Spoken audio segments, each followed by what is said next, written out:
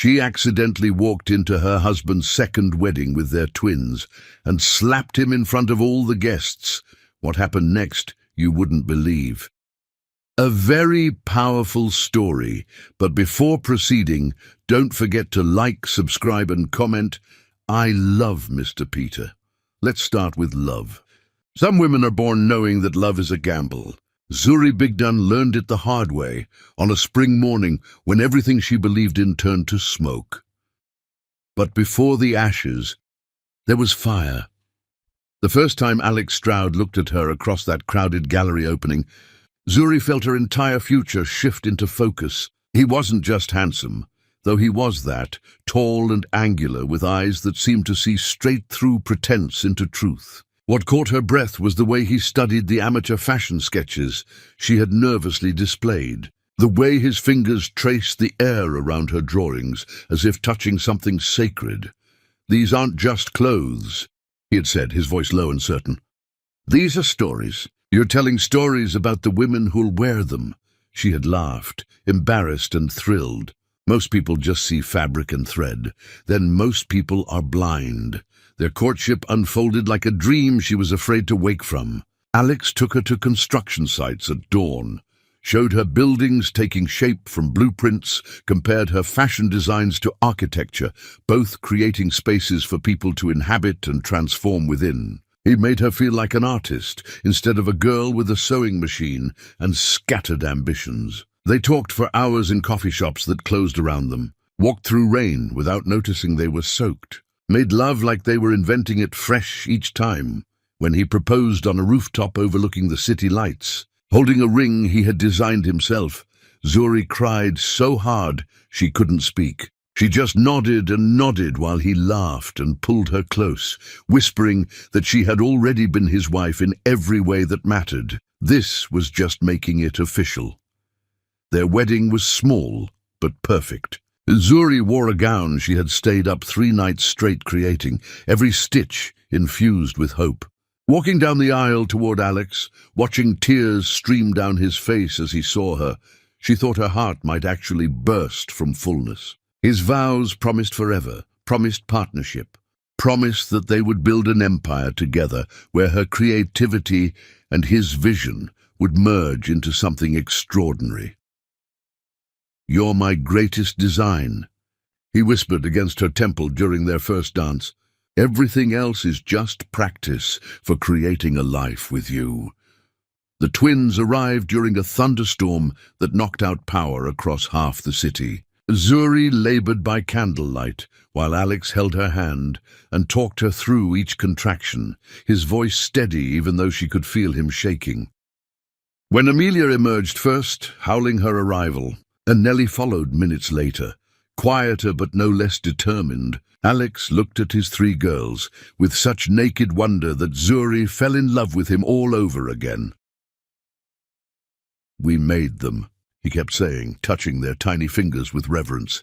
"We made actual people." Those early years living in their modest townhouse felt like inhabiting a snow globe of domestic bliss.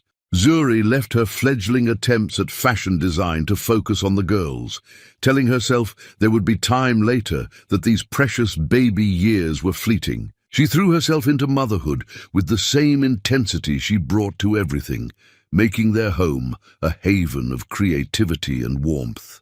She sewed matching dresses for the twins, cooked elaborate meals, kept everything running smoothly so Alex could focus on growing his small architecture firm. Sunday mornings became their sacred ritual. Alex would make catastrophically bad pancakes while the twins giggled at his disasters, and Zuri would sit at the kitchen table sketching whatever came to mind, feeling utterly content. He would come up behind her, kiss her neck, tell her she was still the most beautiful thing he had ever seen. "When my firm takes off," he promised regularly, "you can start your own line. We'll hire help with the girls. You'll be the designer you were always meant to be." She believed him. Believed in their future. Believed in the partnership he kept describing. Believed that temporary sacrifice would lead to shared triumph. But reality has teeth, and it started biting slowly.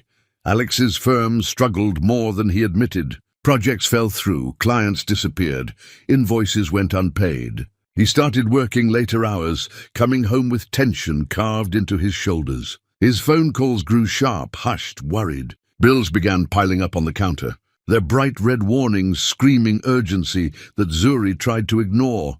"It's just a rough patch," Alex would say. But his eyes stopped meeting hers when he said it. Then his mother entered their lives like a cold front moving in. Patricia Stroud had never approved of her son marrying Zuri. She was too vocal about it, showing up unannounced to deliver veiled criticisms dressed as concern. At family dinners, she would ask loudly when Zuri planned to contribute financially instead of playing housewife, would mention other women from Alex's past who had careers and ambitions, would sigh dramatically about the burden her poor son carried, supporting an entire family alone. "I'm raising our daughters," Zuri said once, keeping her voice level even as rage burned through her chest. "That's contributing." "Of course, dear," Patricia had replied with a smile like broken glass, "though I raised Alex while working full-time and managing our household finances. But everyone has different capabilities." Alex never defended her, not once. He would change the subject, pour more wine, pretend the cuts hadn't landed. Zuri would lie awake beside him at night, wondering when he had become someone who let his mother wound his wife without consequence. The foreclosure notice arrived on a Tuesday, plain and brutal in its language. Their home was being taken.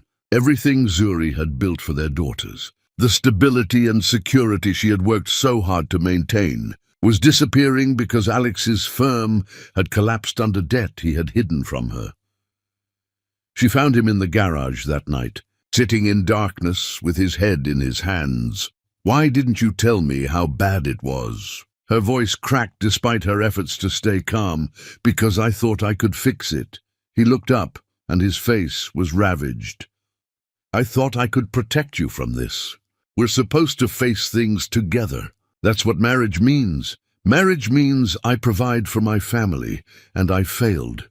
The self-hatred in his voice was awful to hear. "I failed you and the girls, and I don't know how to live with that." She knelt beside him, took his face in her hands. "We'll figure it out together. We'll get through this." But even as she said it, she felt something fundamental shifting between them, some essential trust beginning to corrode under the acid of his shame and her fear. She didn't know that within weeks he would ask her to sign away their marriage, and she would do it believing in promises that were already lies. The crack in their foundation had formed, and soon it would split their entire world apart. Chapter 2. The Breaking Point. The envelope arrived exactly 3 weeks after the foreclosure notice, delivered by a courier who made Zuri sign for it like she was accepting her own death warrant.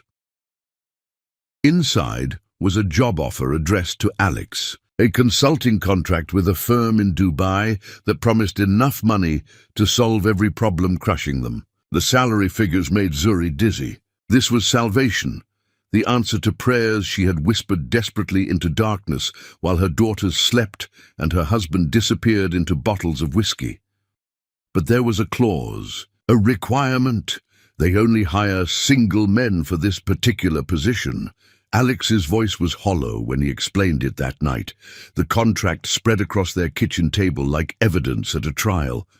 "No dependents, no family complications. It's a cultural thing with the client, some old-fashioned belief about dedication and availability." Zuri stared at him, trying to understand what he was actually saying. "So you can't take it?" "Zuri, this solves everything. The salary is enough to pay off all our debts, keep the girls in their school, give you time to restart your design work without drowning in financial panic. But you'd have to be there for several years. The girls need their father. The girls need stability more than they need me physically present every day." He reached for her hands, and she let him take them because she didn't know what else to do. "This is temporary. A sacrifice so we can rebuild." "Temporary how?" Her throat was closing around the words. "The contract is open-ended, but I'm thinking maybe 4 or 5 years maximum. I'd send money home religiously, you'd have everything you needed, and when I come back we'd start fresh." No debt, no pressure, a real foundation this time. Alex, that's half our daughter's childhood. I know. His face crumpled, and she saw genuine anguish there, which somehow made it worse. God, Zuri, I know what I'm asking. But I don't see another way out of this hole I've dug for us. They argued through the night, their voices rising and falling while the twins slept upstairs, unaware that their father was planning to leave them. Zuri pointed out that there had to be other solutions, other jobs, other paths that didn't require obliterating their family structure. Alex countered with brutal facts about their financial reality. The lawsuits his failed firm faced, the debt collectors already circling, the impossibility of him finding work locally after his spectacular professional collapse.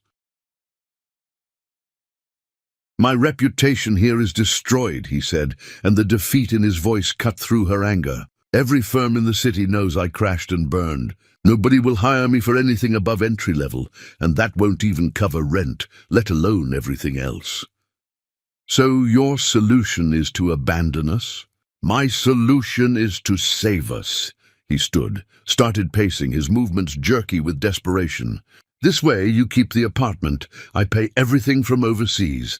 The girls maintain their routine, and you can actually pursue your design dreams without worrying about keeping us fed. Dreams don't matter when my daughters don't have their father. Poverty matters more. His voice went hard, a tone she had never heard from him before. You didn't grow up the way I did, Zuri. You don't know what it does to kids when there's never enough. When the power gets shut off and there's no heat in winter. When they hear their parents screaming about money every single night. I won't do that to Amelia and Nellie. I won't make them live through my failure every single day. She understood then that she had already lost this argument, that he had made his decision before ever showing her that contract. This conversation was just ceremony, a ritual of asking permission for something he was doing, regardless of her answer. But there was still the clause, the requirement that gutted her even to think about. They need you to be legally single, she said slowly, each word tasting like poison. For the job. Yes. So we'd have to divorce. Temporarily. He came back to the table, gripped her hand so tightly it hurt. Just on paper, Zuri, just to satisfy their ridiculous requirements. Nothing about us actually changes. I'll still be your husband in every way that matters. I'll still send money home, still call and video chat with the girls constantly, still be building our future. Divorce means it's over. Alex, that's what the word means. Only if we let it. His eyes were wild with something between hope and hysteria. This is us being smart, being strategic. We do this temporary thing. I go make enough money to secure our entire future, and when I come back we remarry properly. A vow renewal, a second wedding, whatever you want. But this time, without the crushing weight of debt trying to drown us. She wanted to believe him so desperately it physically hurt. Wanted to believe that love could survive legal dissolution. That marriage was strong enough to endure paperwork saying it didn't exist. That the man she had chosen to build a life with wouldn't use this as an escape hatch from responsibilities he secretly resented. But another voice in her head, quieter and more insistent, whispered that this was wrong, that no job was worth this, that she was about to make a catastrophic mistake. What does your mother think about this plan? Zuri asked, already knowing the answer. Alex looked away. She thinks it makes sense. Practically speaking, I bet she does. Bitterness flooded Zuri's mouth. I bet Patricia is thrilled at the idea of you legally unattached and far away from the wife she never wanted you to have. This isn't about my mother. Everything has been about your mother since the day our money problem started.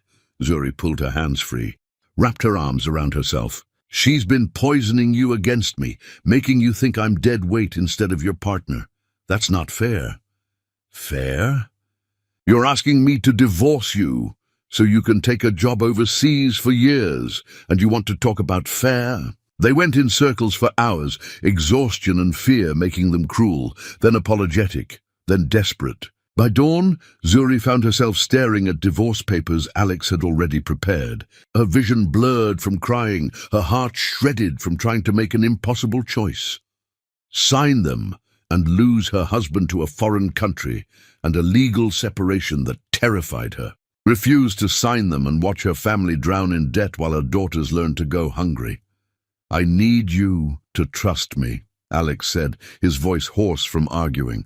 I need you to believe that I'm doing this because I love you and the girls more than anything, not because I'm running away. She looked at him, really looked, trying to see past her own terror to the truth of his intentions. She saw exhaustion, shame, desperation, and something else she couldn't quite name. Later, much later, she would recognize it as the beginning of his retreat from their marriage, the first flicker of a man already halfway out the door. But that morning, destroyed by fear and fatigue and the terrible weight of choice, Zuri signed the papers. She signed away her marriage, believing it was temporary, believing in promises whispered in darkness, believing that love was strong enough to survive this. She signed her name and handed him permission to leave, and watched something in his eyes relax that felt horribly like relief. 3 weeks later, she stood in their apartment doorway watching him load suitcases into a car while the twins clung to his legs, sobbing. And Zuri knew with sudden cold certainty that she had just made the worst mistake of her life. I'll call as soon as I land, Alex promised, kissing each daughter's forehead, then Zuri's lips with a tenderness that felt like goodbye. This isn't forever. Remember that. This is just the hard part before everything gets better. She nodded, because speaking would unleash the scream building in her chest. He drove away on a grey morning that matched the colour of her devastation, and Zuri stood in the doorway holding her weeping daughters while something inside her began to die. The first month, he called regularly. The second month, the calls became sporadic, his voice distant and distracted. The third month, the money he had promised arrived late, then not at all. By the 8th month, when Patricia Stroud showed up to collect the last of Alex's belongings with a smile that could cut stone, delivering the news that Alex had moved on with someone more suitable, Zuri finally understood what she had been too naive to see. She hadn't signed temporary divorce papers. She had signed her own execution order, giving her husband legal permission to erase her from his life while she struggled to keep their daughters fed.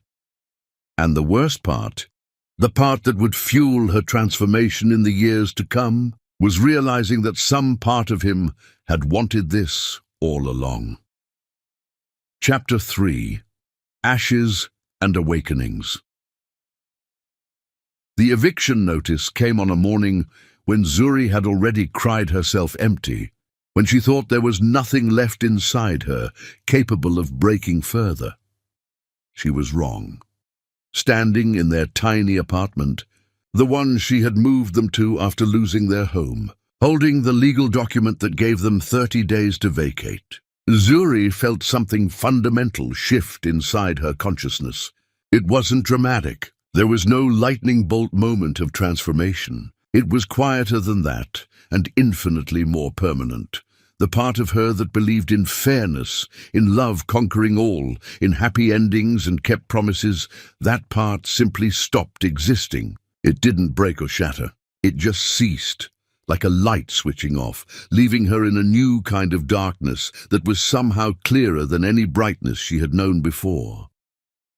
"Mama, why are you staring at that paper like that?" Amelia's voice pulled her back. Her daughter stood in the kitchen doorway, too thin because meals had become sporadic, wearing a dress that was getting too small because new clothes weren't possible. "Just thinking, baby." Zuri folded the notice carefully, her movements precise. "Go wake your sister. We're going to have a different kind of day today." After the girls went to school, subsisting on the free breakfast program that Zuri had swallowed her pride to sign them up for, she sat at their rickety kitchen table and made a list. Not a plan, not yet, just a list of facts that she could no longer afford to flinch away from. Fact: Alex wasn't sending money because Alex had decided they weren't his problem anymore. Fact: Patricia Stroud's visit last month, delivering the news of Alex's new relationship with theatrical cruelty, hadn't been maternal concern. It had been a victory lap. Fact: no one was coming to save them. No rescue existed outside what Zuri created with her own hands. Fact: she had 3 jobs that together barely covered expenses, leaving her chronically exhausted and constantly behind on everything. Fact: the girls were suffering, becoming quieter and smaller, learning to need less because less was all their mother could provide. Fact: this was no longer survivable. They needed transformation, not endurance. She looked around the apartment, seeing it with new eyes. The sewing machine she had dragged from their old house sat in the corner, dusty and unused, except for mending the girls' clothes. Beside it, plastic bins held fabric remnants from her abandoned dreams, material she had bought years ago when she still believed she might become a designer. The idea came fully formed, not as hope, but as cold calculation. She couldn't compete in the mainstream fashion world, not with no connections and no capital, but she could create one-of-a-kind pieces from salvage materials, sell them at local markets, build a customer base from street level up. It would mean working through nights after her other jobs, would mean even less sleep than she already got, would mean gambling what little resources she had on something that might fail spectacularly. But staying on this path meant eventual homelessness, meant her daughters learning that hard work meant nothing and dreams were lies people told themselves. Zuri stood up, walked to the sewing machine and turned it on. The hum of the motor felt like a heartbeat starting again after flatline. She began that night, after putting the girls to bed and finishing her office cleaning shift. Her fingers remembered skills she thought she had lost, muscle memory returning as she cut and stitched fabric remnants into something entirely new. She worked until dawn touched the windows, creating a jacket from pieced-together materials that somehow looked intentional, sophisticated, angry in a way that made it compelling. At the weekend market, a woman stopped at Zuri's nervous table setup, picked up the jacket, and studied it with the eye of someone who understood clothes. "This is unusual," the woman said slowly. "Where do you train?" "Nowhere officially. I just make what I see in my head." "And what do you see in your head when you make something like this?" Zuri looked at her directly. "Survival. I see women who got knocked down and decided they weren't staying there." The woman bought the jacket and left a business card. She ran a small boutique downtown, and if Zuri could make more pieces like that one, she might be interested in carrying them. It wasn't salvation. It wasn't even security, but it was a foothold, the first inch of climbing out of the pit Alex had left her in. The months that followed were brutal, in ways that would haunt Zuri for years. She worked her 3 jobs, designed and sewed through nights, showed up to the market every weekend with new pieces, and slowly, agonizingly slowly, built something from absolute nothing. The girls learned to entertain themselves for long stretches, learned to be patient when their mother was too exhausted to read bedtime stories, learned 1,000 small lessons about resilience that children shouldn't have to learn. "Where's Daddy?" Nellie asked one night, her voice small and careful, like she was afraid of the answer. Zuri had stopped lying to them months ago. "Daddy made different choices than we hoped he would, baby. He's not coming back. Did we do something wrong?"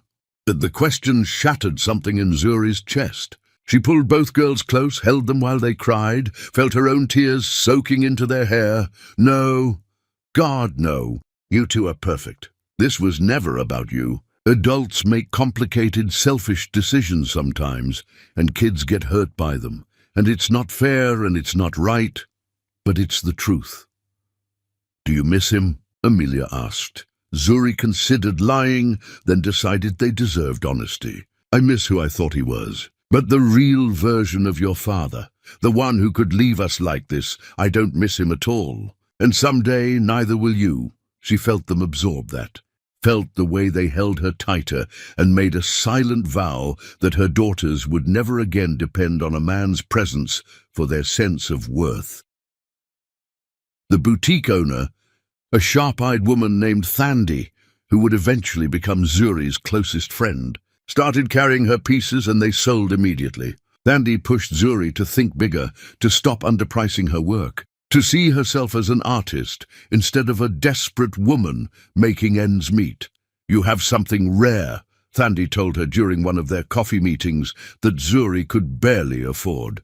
"Your designs have emotion in them. Women put on your clothes and feel powerful, feel like warriors. That's not common. I'm just sewing scraps together. You're creating armor." Thandi leaned forward. "And if you keep thinking small, you'll waste what you've been given. This talent didn't come from nowhere, Zuri. It came from pain, and pain this deep doesn't get wasted on market stalls. It builds empires if you're brave enough."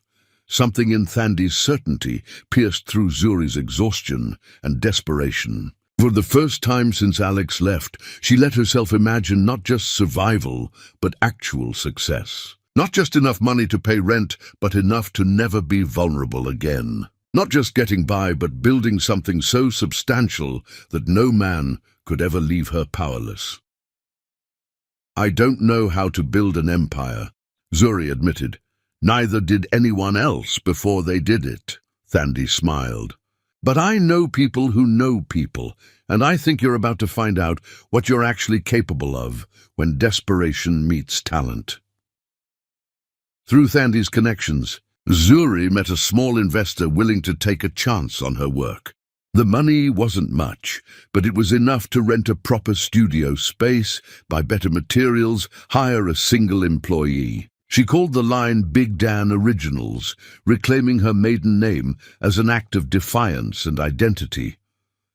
Her first real fashion show was held in a rented community center with folding chairs and borrowed lighting. 30 people came, but those 30 people included a fashion blogger who wrote a review calling Zuri's work raw, visceral, and unlike anything currently on the market. Orders started coming in.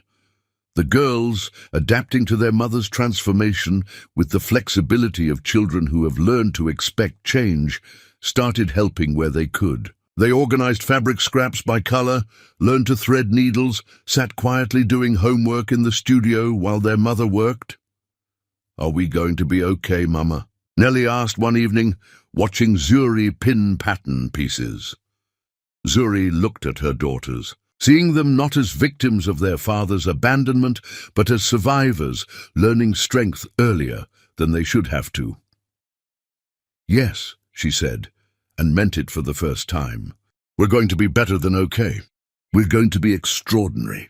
At night, alone in her narrow bed, in their cramped apartment, Zuri sometimes let herself remember the Alex she had loved, the man who had made her believe in partnership and shared dreams. But those memories were fading, replaced by harder knowledge about self-reliance and the danger of trusting someone else with your survival. She promised herself that whatever she built from here would be hers alone, created by her hands, secured by her determination. No man would ever again have the power to reduce her to desperation. In the quiet darkness, she let herself hate Alex Stroud completely. Let that hatred transform into fuel that would drive her through exhaustion and doubt in the years ahead.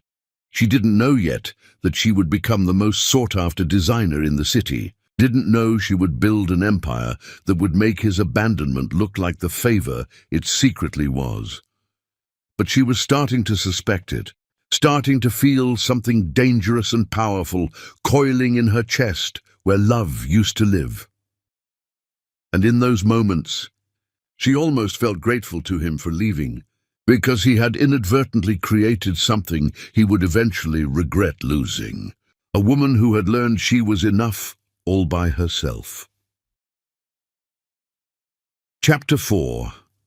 The Rise of an Empire. The first time Zuri saw her name in a major fashion magazine, she was standing in a grocery store line, buying cereal and milk with carefully counted coins. when the woman in front of her opened a glossy publication, and there it was. Big Dan Originals. The designer making fashion personal again. Zuri's hands started shaking so hard she nearly dropped the milk. That had been the beginning of understanding that something fundamental had shifted, that her work had transcended survival and entered the realm of actual influence. The article featured 3 of her pieces and called her a designer to watch, someone bringing emotional authenticity to an industry drowning in manufactured trends. Orders exploded overnight. Her single employee became 3, then 7. The small studio became inadequate within months, forcing a move to a larger space that terrified her with its rent commitment but proved necessary within weeks. Thandi, who had become not just a friend but a business partner and the sister Zuri never had, pushed her constantly to think bigger and bolder. When Zuri hesitated, worried about overextending, Thandi would remind her that empire builders didn't play safe. "You're not that desperate woman in a market stall anymore," Thandi said during one of their strategy sessions. "Stop making decisions like you are. You have something rare, and the fashion world is noticing. Don't shrink from that." The twins watched their mother's transformation with a mixture of pride and adjustment. They moved from the cramped apartment to a decent house. Nothing extravagant, but spacious enough that everyone had their own room. They got new clothes that actually fit, ate regular meals without Zuri's face going tight with worry about cost, and slowly began to shed the careful quietness that poverty had taught them. "Is it weird that I barely remember what Daddy looks like?" Amelia asked one evening, and the casualness of the question told Zuri everything about how thoroughly they had adapted to his absence. "Not weird," Zuri answered carefully. "People who leave don't get to take up space in our memories. That's the price they pay." Her designs evolved as her circumstances changed. The early work had been scrappy and fierce, clothes made from salvaged materials that screamed survival. But as her security grew, so did her aesthetic sophistication. She maintained the emotional intensity that had made her work distinctive, but refined the execution, creating pieces that were both technically excellent and deeply personal. Critics started using words like visionary and revolutionary. Fashion editors, who had never responded to her early pitches, suddenly wanted exclusive interviews. Women who wore her clothes sent letters saying they felt powerful, protected, transformed. "You're not designing fashion," one review stated. "You're designing emotional experiences that happen to take the form of clothing." The business expansion happened faster than Zuri felt prepared for, but she learned to trust her instincts and surround herself with people who compensated for her knowledge gaps. She opened her first flagship store, then a second, then a third. Each opening felt surreal, like watching someone else's life unfold, with her name attached. Investors approached with offers that would have seemed fictional during her desperate years. She took some, refused others, learning to recognize which partnerships would strengthen her vision versus dilute it. Thandi handled much of the business operations, freeing Zuri to focus on design and creative direction. "You know what makes you different?" Thandi said during a rare quiet moment in the studio. "You never forgot where you came from. Every piece you create remembers what it felt like to have nothing, and that hunger shows up as excellence. That's why women connect to your work. They see themselves in it." The twins grew alongside the business, becoming grounded young women who understood luxury but also remembered poverty. Zuri made sure of that, made sure they knew exactly how their current life had been built, the sacrifices and determination that had transformed their circumstances. "I don't want you grateful," she told them regularly. "I want you aware. Aware that security isn't guaranteed, that you build your own foundation, that depending on someone else for survival is the fastest path to losing yourself." They absorbed her lessons. These daughters who had watched their mother rise from ash, who understood that strength looked like their mother's tired eyes at 3 in the morning bent over sketches, who knew that power came from refusing to stay broken. Amelia showed artistic talent, filling sketchbooks with clothing designs that made Zuri's heart ache with recognition. Nellie gravitated toward business, asking sharp questions about operations and expansion that reminded Zuri of Thandi. "Are we going to work for you someday?" Nellie asked during dinner one evening. "Only if you want to," Zuri answered. "This is my empire, not your obligation. You build your own if that's what calls to you." Her reputation grew beyond fashion into broader cultural conversation. She was interviewed about resilience and single motherhood, about starting businesses from nothing, about the intersection of art and survival. Magazine profiles called her inspiring, a phoenix, a testament to feminine strength. She hated those profiles even as she understood their marketing value. They reduced her journey to motivational sound bites, turned her suffering into inspiration, made her pain palatable for audiences who wanted uplifting stories without engaging with the brutal reality underneath. "You're becoming a symbol," Thandi observed. "People want to believe your story because it makes their own struggles feel less insurmountable." "I'm not a symbol. I'm just someone who didn't have the luxury of quitting. That's exactly what makes you powerful." The money accumulated faster than Zuri could fully process. She paid off every debt, invested aggressively in her business, bought a beautiful home for her daughters, and put away enough that they would never experience the terror of eviction notices or empty refrigerators. She created the security that Alex had promised and failed to deliver, proving to herself that she had never needed him for anything except the painful lessons his abandonment taught. Some nights, alone in her design studio working on new collections, Zuri would let herself wonder if Alex knew about her success, if he had seen her name in magazines or spotted her designs on someone walking past. She wondered if he felt anything, regret or pride or defensive justification for his choices. Then she would shake off those thoughts because they didn't matter. He had become irrelevant the moment he stopped being her husband and became just another man who had underestimated her capacity for survival and transformation. "You never date," Thandi pointed out during one of their working dinners. "You're beautiful, successful, and completely walled off. Don't you want companionship?" "I have companionship. I have you. I have my daughters. I have a business that demands everything from me. I mean romantic companionship." Zuri looked at her friend directly. "I learned what depending on romantic love costs. I learned what trusting someone with your vulnerability leads to. Those lessons were expensive, and I'm not interested in paying that price again." Men did pursue her, attracted by her success and the quiet intensity that she carried like armor.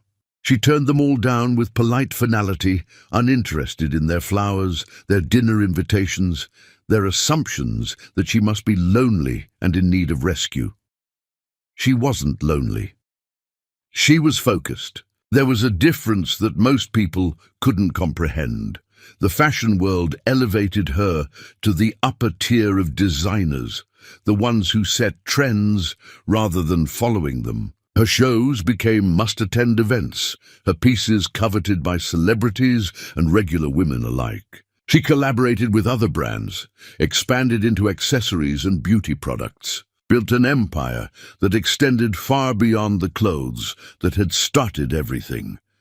"You did it," Thandi said, during a rare moment of celebration after a particularly successful show. "You actually built what you promised yourself you would." Zuri looked around at the evidence of her success, the staff, the acclaim, the security, and felt something complicated that wasn't quite satisfaction.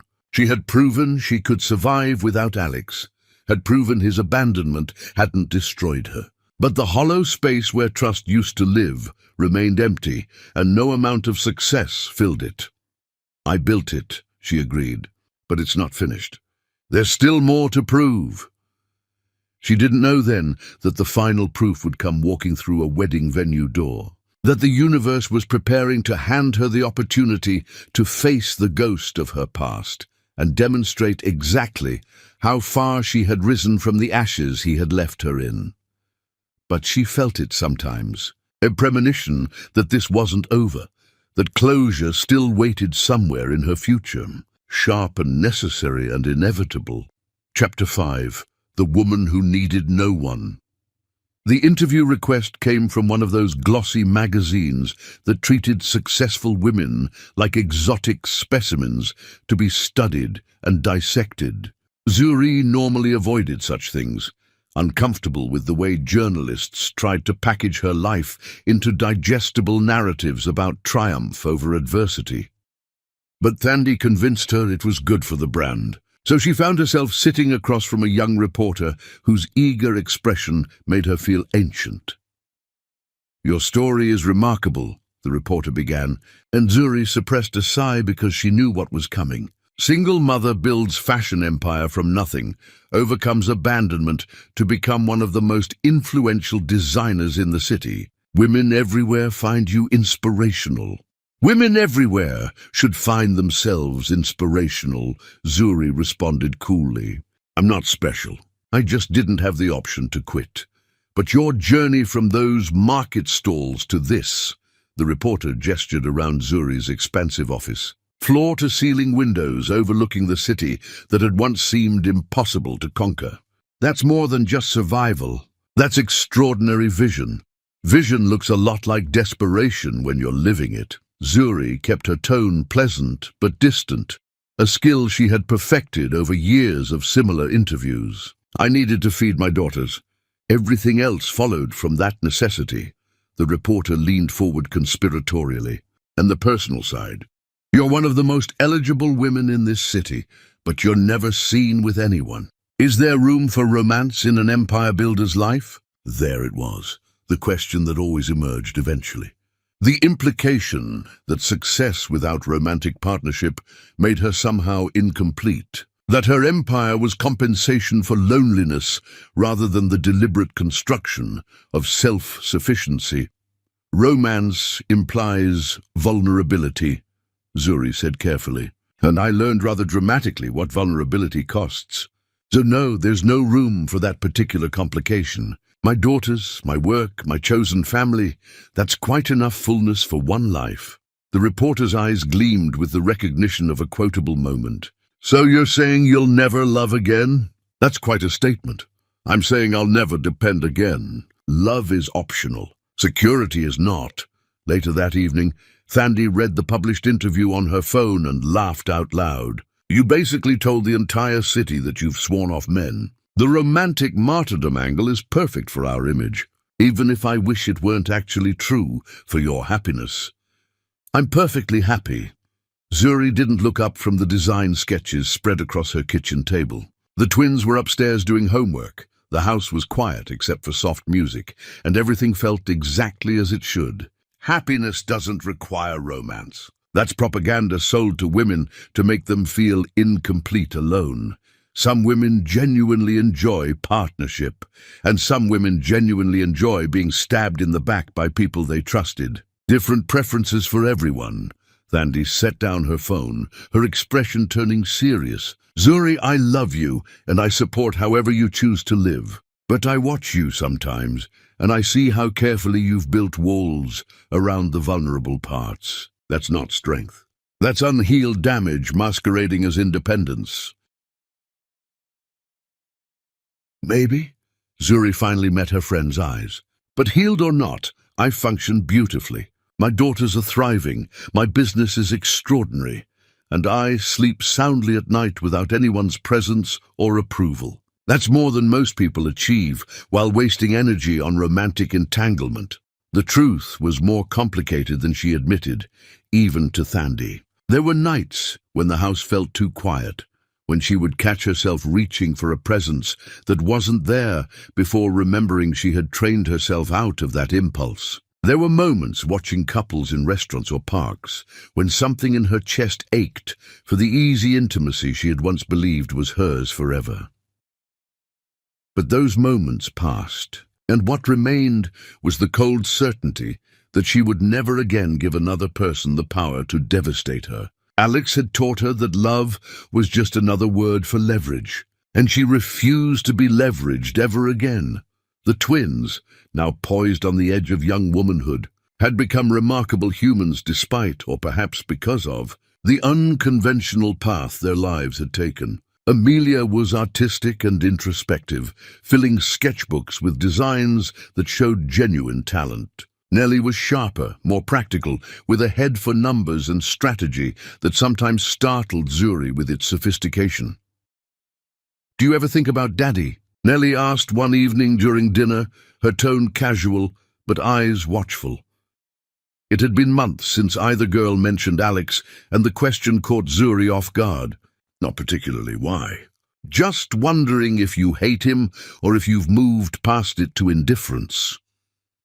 Zuri considered the question seriously, respecting her daughter's right to honest answers. "Hate requires energy I don't spare for people who are irrelevant to my life. Your father made choices that told me exactly who he was, and I believed him. Now he's just someone I used to know who happened to contribute genetic material to your existence. That's pretty cold." "Mom!" Amelia's voice held something complicated. Not quite judgment, but close. "Cold or clear? There's a difference. You never even wonder where he is or what he's doing." Nellie pressed, "No, should I?" The twins exchanged glances that Zuri couldn't quite interpret. "We looked him up online," Amelia admitted quietly. "We were curious." Something tightened in Zuri's chest, but she kept her expression neutral. "And what did you find?" "He's still an architect. Has a firm here in the city, actually. Pretty successful from what we could tell." Nellie's voice was carefully neutral. "There were some photos from events and stuff." "Good for him." Zuri meant it sincerely, surprising herself. His success or failure had nothing to do with her anymore. "I'm glad he landed on his feet. Does it bother you that he's here? That you might run into him?" Amelia asked. "This city is large enough for both of us to exist without intersection." Zuri smiled at her daughters, seeing the worry underneath their curiosity. "You two don't need to protect me from information about your father. His existence doesn't threaten mine. We occupy completely different worlds now. Don't you wonder if he knows about you? About how successful you've become?" Nellie's question held an edge that suggested she wanted her father to know, wanted him to regret. "What he knows or doesn't know about my life is spectacularly irrelevant to me living it." But later that night, alone in her design studio, while new sketches took shape under her hands, Zuri let herself acknowledge the small lie underneath her indifference. She did wonder occasionally if Alex knew who she had become, if he had seen her name in magazines or recognized her designs on women he passed. She wondered if he felt vindicated in leaving, if he told himself he had done her a favor by forcing her independence. She wondered if he ever thought about those early mornings in their old kitchen, pancakes burning while their daughters giggled, a time when everything felt possible and permanent. Then she pushed those thoughts away, because dwelling on what might have been was poison to enjoying what actually was. She had built something extraordinary from the nothing he left her with, had proven that his abandonment wasn't her ending, but her beginning. That was enough. That had to be enough. The invitation that would change everything sat on her desk for 3 days before she noticed it properly, buried under other mail and design proofs. When Thandi mentioned it during their morning meeting, Zuri pulled it out and actually read the contents. A junior designer on her team, a bright young woman named Kira, who had been essential to their latest collection, was inviting her to a family wedding. The note was sweet and hopeful, saying how much it would mean if Zuri could attend, how her brother was finally settling down after years abroad, and the whole family was celebrating. "You should go," Thandi urged. "Kira has been invaluable, and showing up would mean everything to her. Plus, when's the last time you did something purely social without it being work-related? I don't do social well. You know this. You do social fine. You just choose not to, because you've convinced yourself that maintaining distance is safer than connection." Zuri shot her friend a look. "I thought you were my business partner, not my therapist." "I'm both, which is why you pay me so well." Against her better judgment, Zuri agreed to make a brief appearance. An hour at most, long enough to show support without having to endure extensive socializing. She marked the date in her calendar and promptly forgot about it, absorbed in the demands of an upcoming major show. She had no way of knowing that this casual acceptance of a wedding invitation would detonate her carefully controlled world. No premonition that walking into that venue would mean walking straight into the ghost she had spent 10 years burying. Fate works in strange ways, and sometimes the universe arranges collisions that feel almost deliberately cruel in their timing and choreography. Zuri Bigdan was about to discover that the past never stays buried as completely as we hope it will, and that closure sometimes arrives wearing a wedding suit and standing at an altar, about to make promises he had already broken once before. Chapter 6. The Invitation That Changed Everything. The morning of Kira's brother's wedding arrived with the kind of clear sky that felt almost mocking. Sunshine streaming through windows like the world was celebrating something that had nothing to do with Zuri's carefully ordered existence. She stood in her walk-in closet, a space that would have seemed impossibly luxurious during those desperate early years, and considered what to wear. Not from vanity, but from strategy. She represented her brand everywhere she went now, and choosing an outfit meant making a statement about Bigdan Originals without upstaging a bride she'd never met. Finally, she selected a deep emerald dress she'd designed the previous season, elegant and sophisticated with clean lines that suggested power without aggression. She paired it with simple jewelry, wore her hair in a sleek style that took her stylist an hour to perfect, and looked at her reflection with the critical eye of someone who had learned to weaponize appearance. "You look beautiful, Mom." Amelia appeared in the doorway, already dressed for the wedding in a soft lavender piece from Zuri's young adult line. "Like you're going to a coronation instead of someone's wedding." "I always look like I'm going somewhere important." "That's called brand consistency," Nellie joined her sister, wearing complimentary coral. "Are you sure you want us to come? We can stay home if this is a work thing." Zuri turned to face her daughters, these young women who had grown up watching her build empires and walls in equal measure. "When have I ever gone anywhere important without you two? Besides, you'll be bored for an hour at most. Then we'll leave and get dinner somewhere actually interesting." The drive to the Rosewood estate took them through parts of the city Zuri rarely visited. Older established neighborhoods where money whispered instead of shouted. The venue itself was exactly the kind of place that screamed expensive wedding. Manicured grounds, historic architecture, and enough white roses to suggest someone had confused a wedding with a funeral. "This is fancy," Nellie observed as they walked up the stone pathway. "Your designer must be really something to get invited to her brother's wedding at a place like this. Kira's been essential to our new collection, supporting her matters, but even as Zuri said it, something uncomfortable twisted in her stomach. A premonition she couldn't name. Thandi met them in the foyer, stunning in a dress Zuri had made specifically for her, deep navy that complemented her brown skin perfectly. "You came. I honestly thought you'd cancel last minute with some excuse about work emergencies." "I keep my commitments." Zuri looked around the elegant space, taking in the other guests beginning to arrive. "Have you seen Kira? She's with the wedding party, glowing with happiness about her brother finally settling down." Thandi's voice held that particular tone she used when there was more to a story. "Apparently he worked overseas for years and just recently moved back. This is his first big family celebration since returning." The uncomfortable twist in Zuri's stomach intensified. First celebration since returning from where? "Dubai, I think Kira mentioned. He was doing some architecture thing abroad for ages, made quite a success of himself apparently." Thandi was looking at her phone, missing the way all color had drained from Zuri's face. "The family's thrilled he's finally ready to settle down properly." Architecture, Dubai, years abroad. The words assembled themselves into a pattern that Zuri's conscious mind refused to complete, even as her body started understanding what her intellect rejected. "Mom?" Amelia's voice sounded distant. "You okay? You went really pale."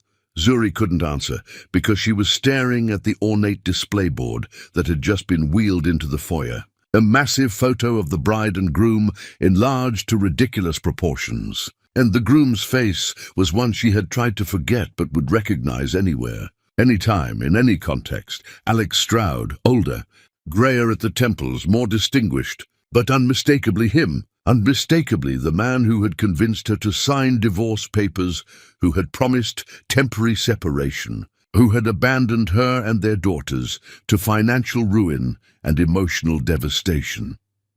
Standing beside a young woman in a wedding dress, both of them smiling with the particular joy of people who believe they're beginning something instead of repeating patterns. And below the photo, in elegant script that made Zuri want to vomit, celebrating the first marriage of Alex Stroud and Elena Whitmore. First marriage. First. The word detonated in Zuri's chest with explosive force. He was telling people this was his first marriage, erasing her from his history, pretending she and their daughters had never existed, rewriting reality to make his narrative cleaner. "Mom!" Nellie's voice was sharp with alarm. "Mom? That's—" "I know." Zuri's voice sounded strange, even to herself, distant and cold, and carrying something volcanic underneath. "I see it." Thandi finally looked up from her phone, saw what they were all staring at, and her sharp intake of breath confirmed Zuri's understanding. "Oh God, Zuri, we need to leave. Right now. This is what exactly?" Zuri turned to face her friend, and something in her expression made Thandi step back. "This is fate? Coincidence? Divine intervention? Because I'm standing here looking at proof that my ex-husband is about to marry some woman who believes she's his first wife. And I'm trying to decide if I'm hallucinating." "Mom!" "We should go." Amelia's hand was on her arm, gentle but insistent. "This isn't healthy. You don't need this." But Zuri was already moving deeper into the venue, her heels clicking on marble with the inevitability of a countdown. She could hear music starting in the main ceremony space, could hear the rustle of guests taking their seats, could feel her daughters and Thandi following her with mounting alarm. "Zuri, stop!" Thandi grabbed her other arm. "Whatever you're thinking of doing, don't. He's not worth it. You've built a life that doesn't include him. Don't let him drag you back into his mess." "I'm not getting dragged anywhere." Zuri's voice was eerily calm. "I'm walking with full intention into a situation that deserves clarity. That woman in there is about to marry a man who already has a wife in his past and daughters he abandoned. She deserves to know what she's getting into. This will destroy Kira's relationship with you," Thandi warned. "Her brother's wedding will become a spectacle. Your brand will get caught in drama. Think about consequences." Zuri stopped walking, turned to face the three people who mattered most in her world. "I spent 10 years building something extraordinary. I did that because a man convinced me to sign away our marriage, then disappeared and left us to drown. I survived that. I transcended that. But what I didn't do, what I never got the chance to do, was look him in the eye and show him exactly what his abandonment created.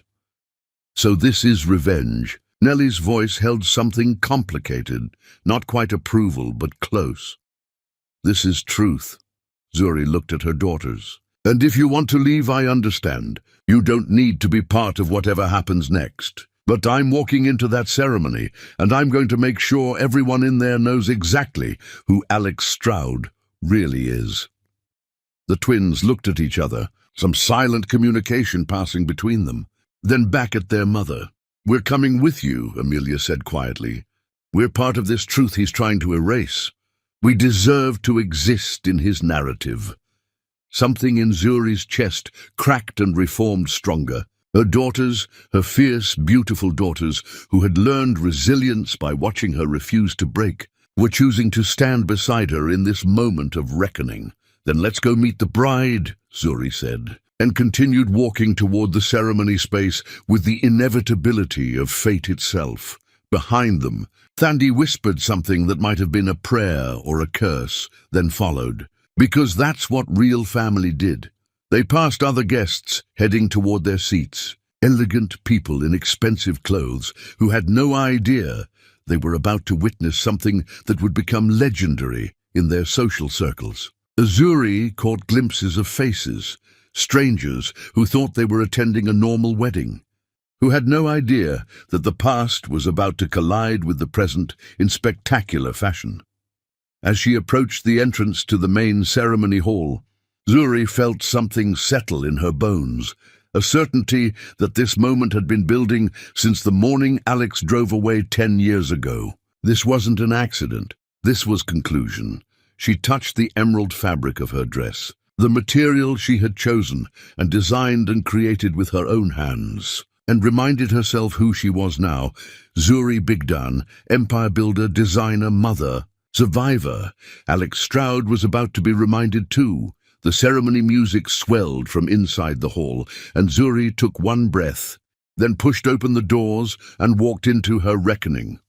Chapter 7. The Ghost Appears in Daylight. The ceremony hall took Zuri's breath away despite herself.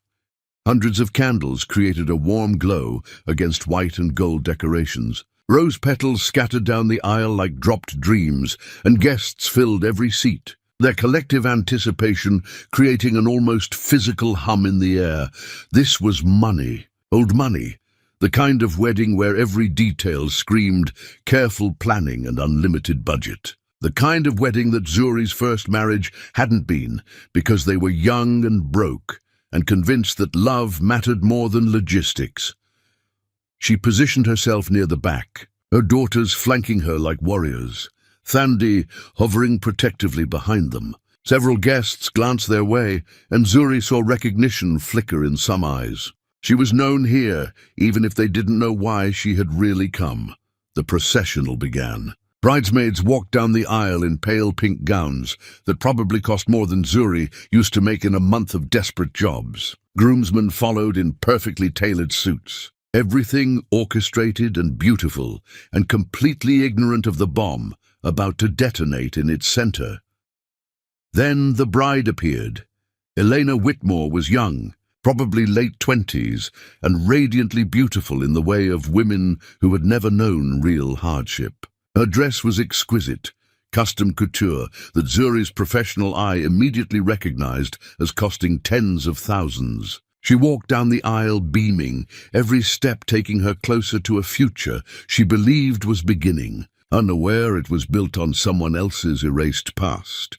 And at the altar, waiting with nervous pride, stood Alex Stroud. Seeing him after 10 years felt surreal. He had aged well, gained distinguished grey at his temples, developed the polished appearance of professional success. He looked like someone who had never abandoned his family, never left his wife and infant daughters in poverty, never lied about temporary separation. He looked happy. The unfairness of that hit Zuri with unexpected force. She had spent 10 years clawing her way up from the ruin he'd left behind, had sobbed herself hollow during countless nights, had watched her daughters cry for a father who chose to disappear. And here he stood, looking content and prosperous, and ready to start fresh with a woman who had no idea what monster she was marrying. Beside her, Nellie's breath hitched. "He looks the same." "He looks like a liar," Amelia whispered back, her voice hard. "He looks exactly like what he is."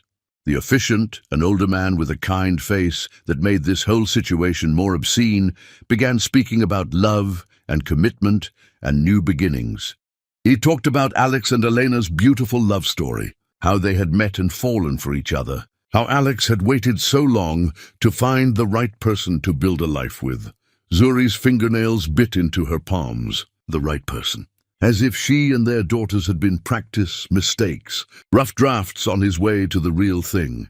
"We gather here today to celebrate the union of Alex and Elena," the officiant continued, his voice warm with pleasure at performing his duty. "This is a first marriage for both of them, a beginning of a journey they'll walk together, building a foundation of trust and partnership. First marriage, there it was. spoken aloud to hundreds of witnesses, the complete erasure of Zuri's existence, the rewriting of history to make his narrative cleaner.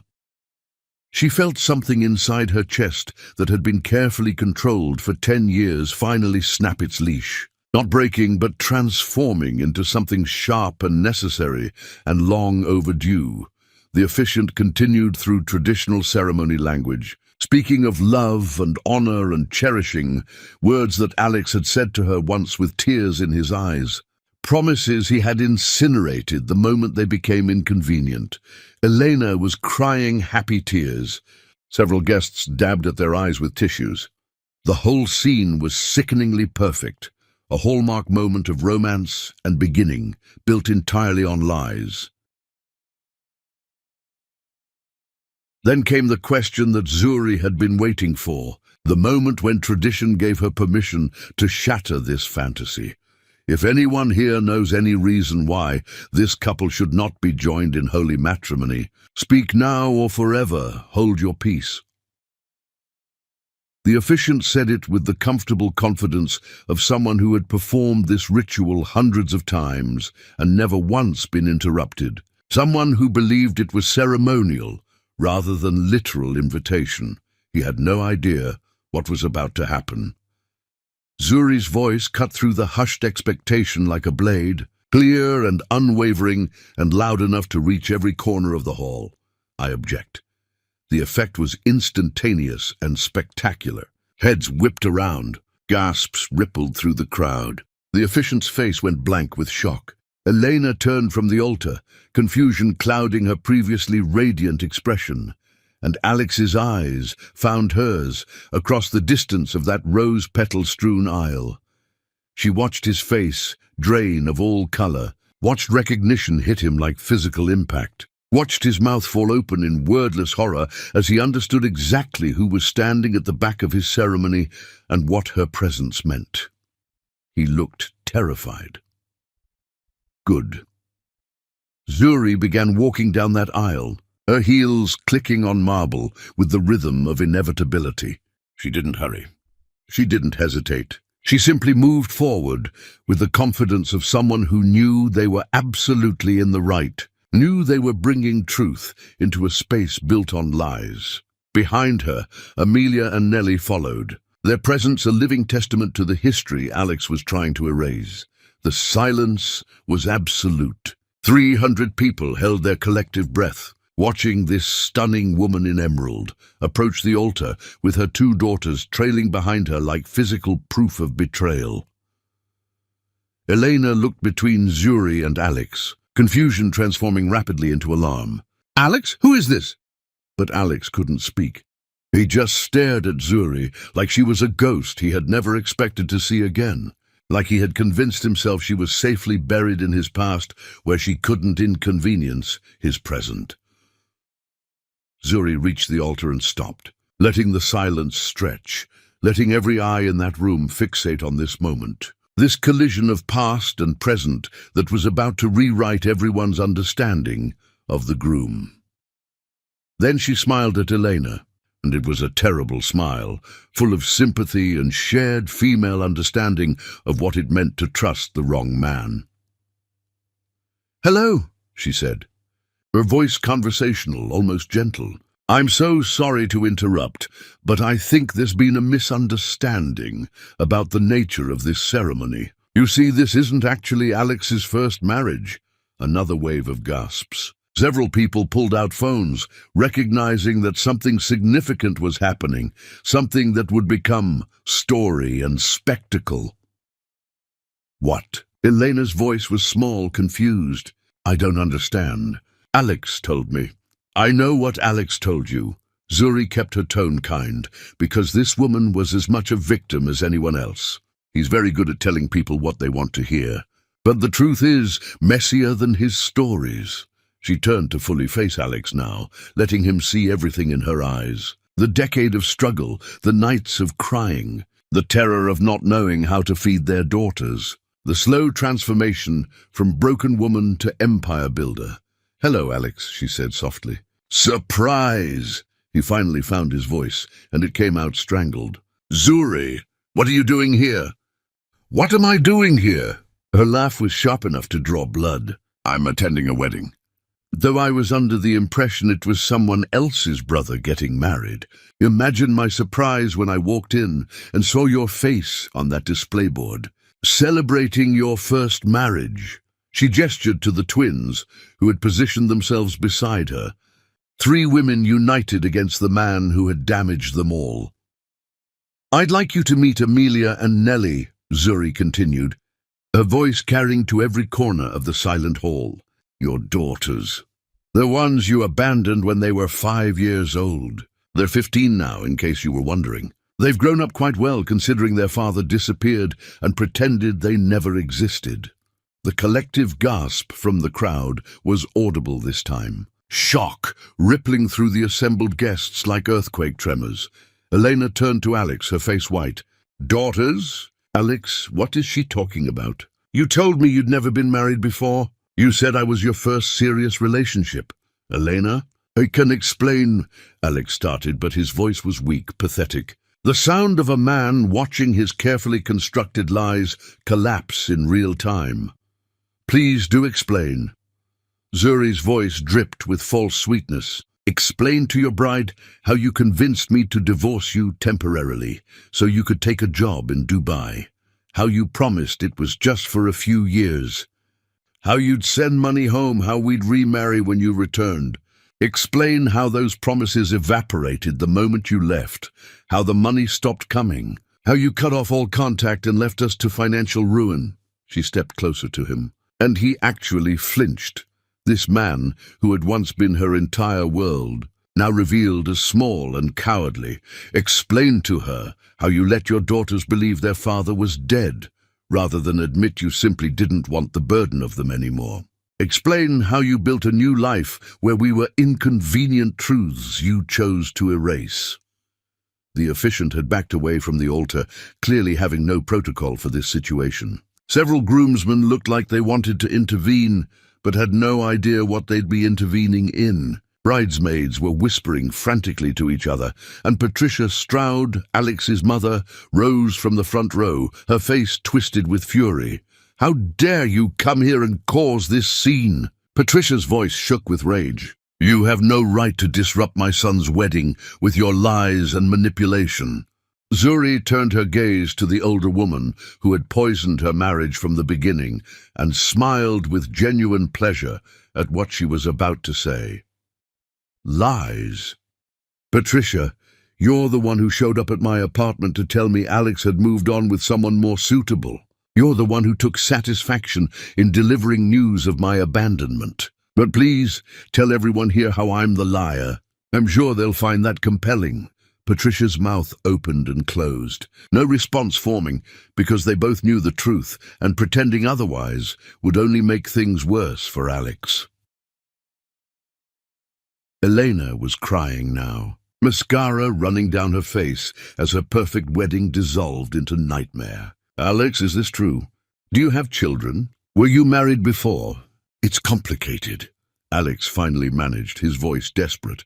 It was years ago. We were young. The marriage didn't work out. I moved on with my life. That's not a crime. Not a crime. Nellie's voice cut through the hall, young and fierce and devastating. You abandoned us. You left us in poverty. You made our mother work herself nearly to death, trying to keep us housed and fed. You pretended we didn't exist. And you think that's just moving on? Amelia added, her voice shaking with emotion. We're your daughters. We share your blood. And you erased us from your history like we were mistakes, instead of human beings who loved you and needed you. Alex looked at them, really looked at them for the first time. And Zuri saw something flicker in his eyes that might have been regret, or might have been panic at being confronted with the consequences of his choices. The hall had dissolved into chaos now, guests standing and whispering urgently, phones recording everything, Patricia Stroud arguing loudly with someone trying to calm her down, Elena sobbing into her bouquet while bridesmaids attempted comfort. And in the center of it all stood Zuri, calm and cold and finally getting to speak truth after 10 years of silence. This was her reckoning, and she was just getting started. Chapter 8. The Ceremony of Lies. Elena dropped her bouquet, white roses scattering across the altar platform like fallen innocents, and turned to Alex with a face that had moved past confusion into dawning horror. "Tell me she's lying." Her voice broke on the words, desperate and pleading. "Tell me this is some insane ex-girlfriend trying to ruin your happiness. Tell me you don't have secret children you never mentioned." Alex opened his mouth, closed it, tried again. "Elena, listen. It's not as simple as she's making it sound. There were circumstances, complications you don't understand. Circumstances." Zuri's laugh was cold enough to frost the candles surrounding them. "Let me simplify the circumstances for your bride, Alex. We met. We fell in love. We got married in a beautiful ceremony where you cried watching me walk down the aisle. We had twin daughters. Then your business failed, and instead of facing that failure together like partners, you convinced me to sign divorce papers so you could take a job overseas. You promised it was temporary." She paused, letting each word land with precision. "You promised you'd send money home. You promised you'd return. You promised we were still a family, just separated by geography and paperwork.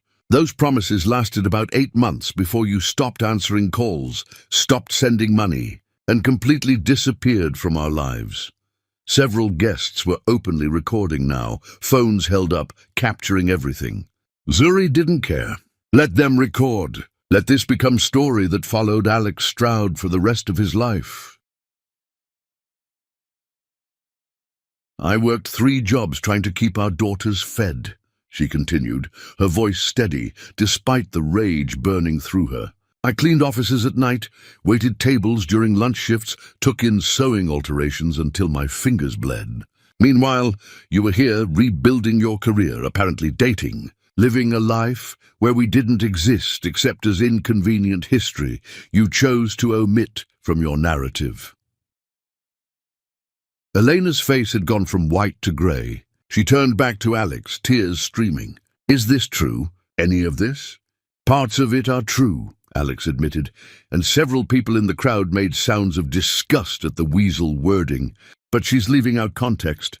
Our marriage was failing before I left. The divorce wasn't just for the job, it was because we weren't working anymore. And yes, I have daughters, but I thought giving them space to grow up without a father who was struggling was kinder than forcing them to watch me fail." "Kinder." Amelia's voice cut through the hall like a whip. "You thought abandoning us was kind. You think we would have preferred your absence to your presence? You're actually standing there trying to frame desertion as some noble sacrifice." Alex looked at his daughter, really looked at her for the first time, and something in his face crumbled. "Amelia, don't say my name like you know me. You don't know me. You don't know either of us. We're strangers who happen to share DNA," Nellie added, her voice quieter but no less devastating.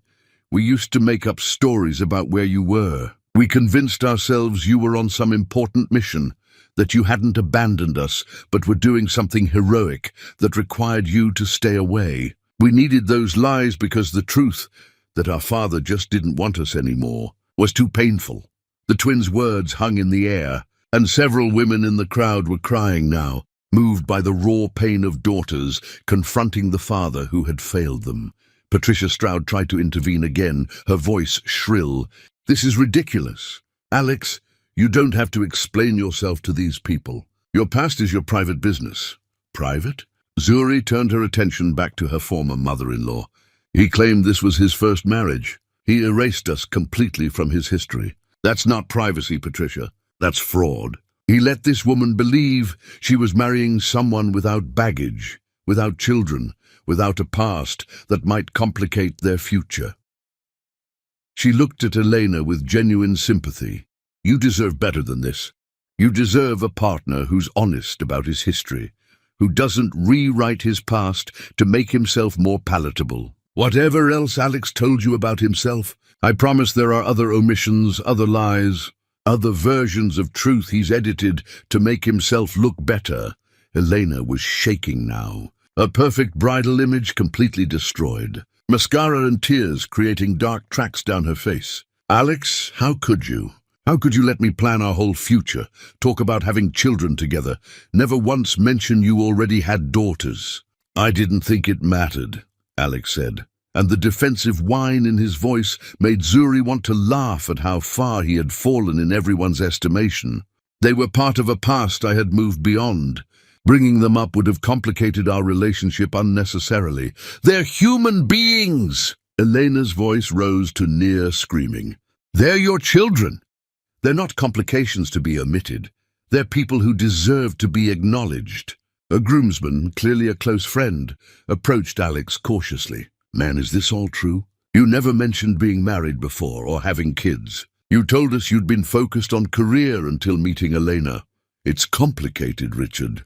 Stop saying that. Elena ripped off her engagement ring, the massive diamond catching candlelight as she threw it at Alex. It bounced off his chest and fell among the scattered rose petals. It's not complicated. It's simple. You lied to me about fundamental aspects of who you are. You let me believe I was marrying someone honest and trustworthy. You're neither of those things. She turned to the crowd, her voice shaking but determined. This wedding is cancelled. I will not marry someone capable of erasing his own children from his history. I will not tie my life to a man who views truth as optional. The guests erupted into shocked murmuring. Several stood and started leaving, clearly uncomfortable with the spectacle. Others remained rooted in place, unable to look away from the drama unfolding. Alex reached for Elena's arm, desperation making him clumsy. Elena, please, let me explain properly. We can talk about this privately, work through it. Don't make decisions in the heat of emotion. She jerked away from his touch like it burned. Don't ever touch me again. And there's nothing to work through. You're a liar and a coward, and I thank God I found out before legally binding myself to you. Then Elena did something Zuri hadn't expected. She walked over to where Zuri stood with the twins and looked at all three of them with red-rimmed eyes full of shared understanding. I'm so sorry for what he did to you, Elena said quietly. Her voice meant only for them. I had no idea. If I had known, if he had been honest, I would never. I'm just so sorry. You're not responsible for his choices, Zuri said gently. You're just another woman he lied to. I'm sorry your special day ended this way. Better to end this way than to wake up years from now and discover I married someone I never actually knew. Elena managed a watery smile. Thank you for speaking up, for having the courage to tell the truth, even though it made you look vindictive. You saved me from making a catastrophic mistake. Then Eleanor walked out, her bridesmaids scrambling to follow, leaving her expensive gown and her shattered future behind in that candlelit hall. Alex stood at the altar, looking shell-shocked, his perfect wedding dissolved into nightmare, his reputation destroyed in front of hundreds of witnesses, his lies exposed in the most public way possible. And then, in a move that Zuri hadn't anticipated, but perhaps should have, Alex dropped to his knees. Right there in front of everyone remaining in that hall, he fell to his knees in front of Zuri with tears streaming down his face, and his carefully constructed image completely shattered. Zuri, please, he gasped out, his voice broken. I'm sorry. God, I'm so sorry. I was wrong, so wrong about everything. I thought I was doing the right thing, giving you all space to build better lives without my failure dragging you down. But I see now how that was just cowardice dressed up as noble sacrifice. I abandoned you and the girls, and there's no excuse, no justification. Please, if there's any chance, any possibility of forgiveness, stop. Zuri's voice was cold. Stop talking. Stop crying. Stop performing contrition because your lies caught up with you. You're not sorry for what you did. You're sorry you got caught. You're sorry your perfect new life just exploded in front of an audience. That's not true. I've thought about you every day, wondered how you were, hoped you were happy. Don't lie to me anymore. She looked down at him with something beyond contempt, something almost like pity. If you thought about us every day, you would have called. You would have sent money. You would have been present in some form for your daughters' lives. But you didn't, Because the truth is that we became inconvenient the moment staying connected required effort or accountability. She gestured around at the remaining guests, all watching with rapt attention. You know what's funny? You spent 10 years building a life where we didn't exist, telling yourself you had moved past your mistakes and failures. Meanwhile, I spent those same 10 years building an actual empire from the ruins you left behind. I know. I've seen your name in magazines, your success. I'm proud of you. You don't get to be proud of me. Her voice cracked with rage. You don't get to take any satisfaction in my achievements because you had nothing to do with them. Every dress I designed, every collection I created, every milestone I reached, those happened despite you, in defiance of you, as proof that your abandonment wasn't my ending. The tears were flowing freely now. Not from sadness, but from the release of 10 years of carefully contained fury. You want forgiveness? You want absolution? Then let me be very clear about something, Alex Stroud. I forgive you for leaving, because you freed me to become someone extraordinary. I forgive you for lying, because your lies taught me never to trust promises again. I forgive you for erasing us from your history, because that erasure proved how little you deserved to be part of our future. She looked at her daughters, these fierce young women who had survived their father's abandonment and become remarkable despite it. But your daughters, those are not my forgiveness to give. Those are human beings you wounded in ways that will affect them for the rest of their lives. If you want their forgiveness, you'll have to earn it over years of actual effort and presence. And I'll be honest, I don't think you have that kind of courage. Nellie spoke then, her voice surprisingly steady. You're not my father. A father shows up. A father stays even when things are hard. You're just a genetic contributor who decided parenthood was optional. Maybe someday I'll want to know you, but right now I'm completely fine with you staying erased from our lives. Amelia nodded. We built beautiful lives without you. Mom made sure we never doubted our worth, never questioned our value, never felt like we were anything less than extraordinary. She did the work of two parents while you pretended we didn't exist. So no, we don't forgive you, and we don't need you. Alex's face was ravaged, and Zuri felt absolutely nothing looking at his pain. The man who had once been her entire world, had become a stranger whose suffering was simply consequence catching up with choice. She took one step closer to him, still on his knees, and leaned down so only he could hear what she said next. I want you to understand something very clearly. This wedding that just fell apart, this reputation you just destroyed, this life you just watched explode, that's not revenge. That's just truth. I didn't come here to ruin you. I came here because a coincidence put me in the position to prevent another woman from making the mistake of trusting you. But I won't lie, watching you lose everything in front of all these people does feel satisfying in ways I didn't know I needed. She straightened up, looked around at the guests, still watching with phones and shocked expressions, and made a decision. I think we're done here. She looked at her daughters and Thandi. Let's go home. We have better places to be than watching this man process consequences. And with that, Zuri Bigden walked back down that rose-petal-strewn aisle with her head high and her daughters beside her, and her heart finally free of the ghost she had carried for 10 years. Behind them, Alex remained on his knees, destroyed and exposed, exactly as he deserved. Chapter 9. Truth in the Temple of Lies. Zuri had made it perhaps 5 steps back down the aisle when Alex's voice, raw and desperate, stopped her one final time. Zuri. Wait, please, I need you to understand something. She turned slowly, letting him see every bit of the cold finality in her face. I understand everything I need to, Alex. There's nothing you can say that will change what you did, or how we survived it. But he was standing now, having found some reserve of dignity or delusion, addressing not just her but the entire remaining audience. performing explanation for people who no longer cared about his justifications. "I was broken," he said, his voice carrying through the hall. "When my business collapsed, when I couldn't provide for my family, something in me shattered completely. I convinced myself that leaving was the only way to save you all from watching me fail every single day. I thought financial support from overseas was more valuable than my physical presence." "How noble!" Zuri's voice dripped with sarcasm. "You abandoned your family to save them from themselves.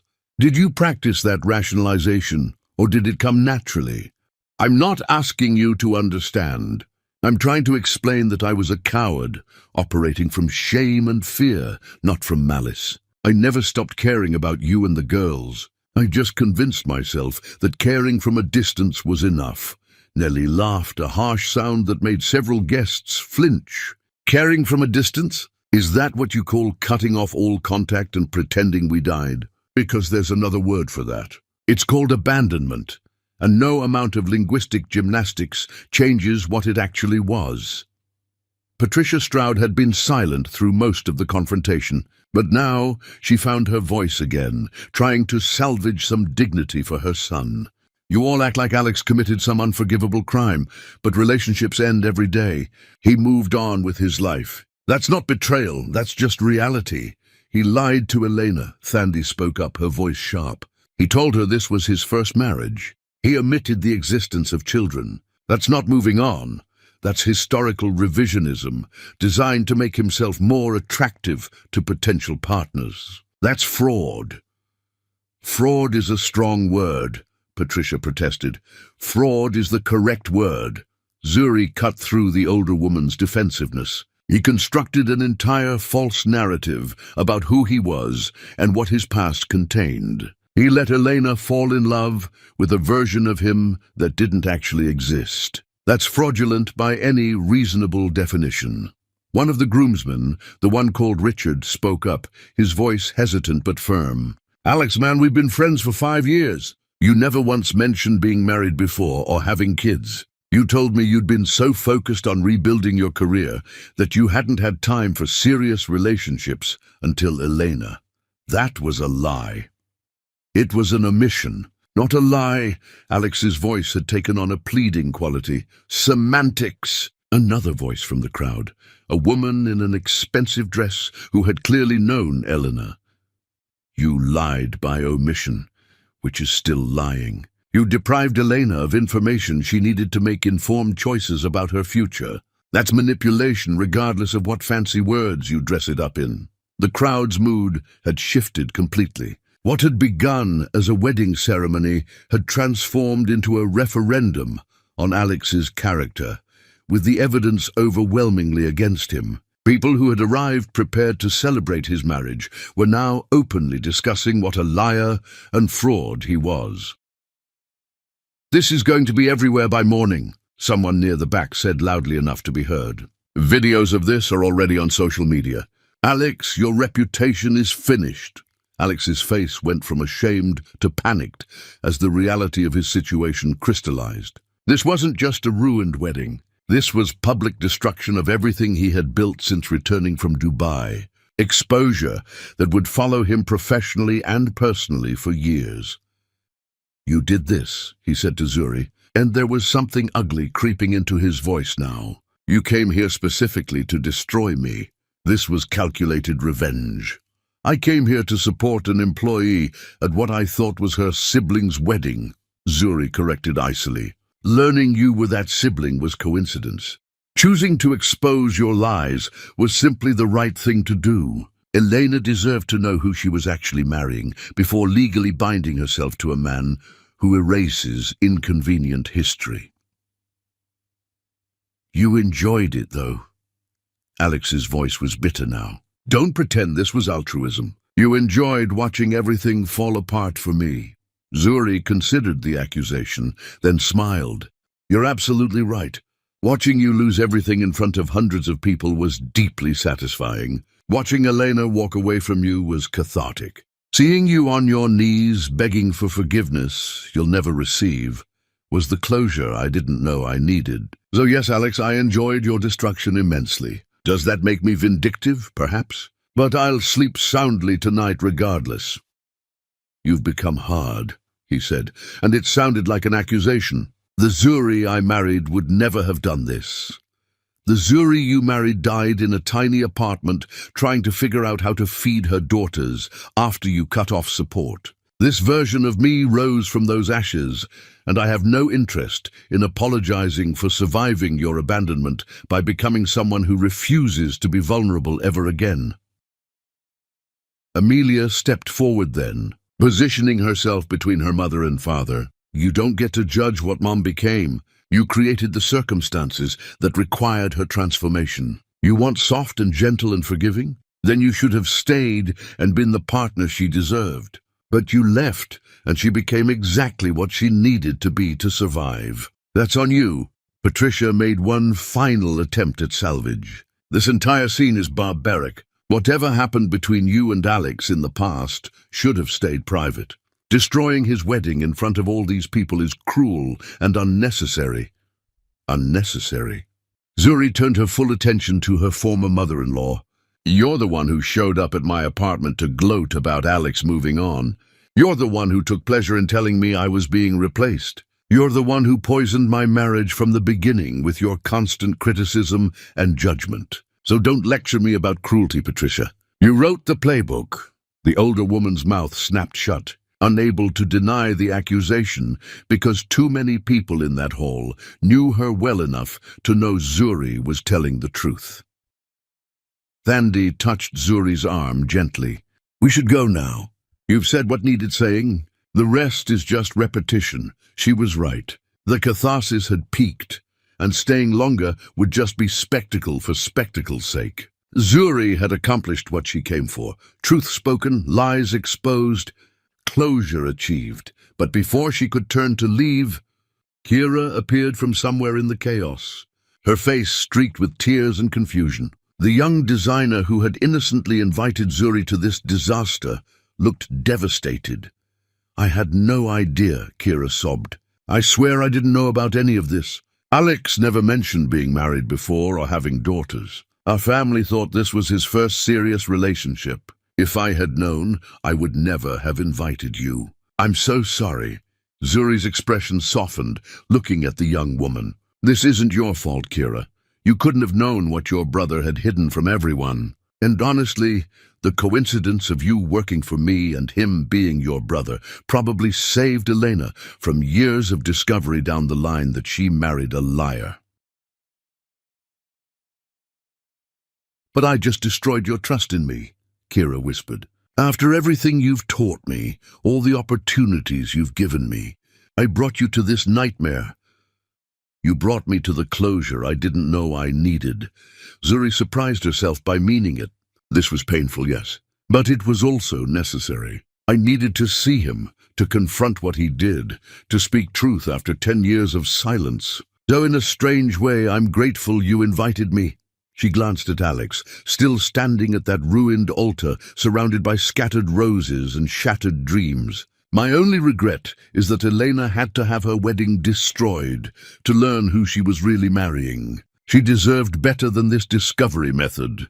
Elena will survive, Thandi said quietly. Women always do. She'll be heartbroken for a while, then angry, then eventually grateful she escaped before legally binding herself to him. She'll survive the same way you did. Zuri nodded, taking one last look around the ceremony hall that had become the stage for her reckoning. Guests were filing out now, whispering and recording and already crafting the stories they would tell about this legendary disaster wedding. Within hours, this would be everywhere on social media. By tomorrow, Alex Stroud's reputation would be irreparably damaged.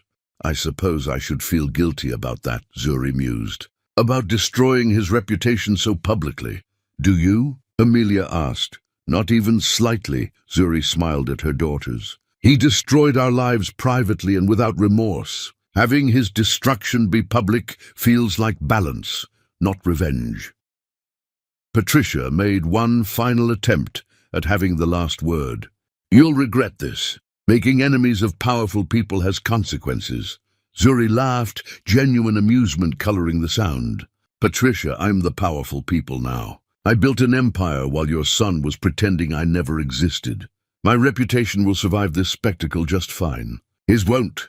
That's not my problem to solve. She turned to her small group, her chosen family. Let's go. We have a life to get back to, one that doesn't include this man or his disasters anymore.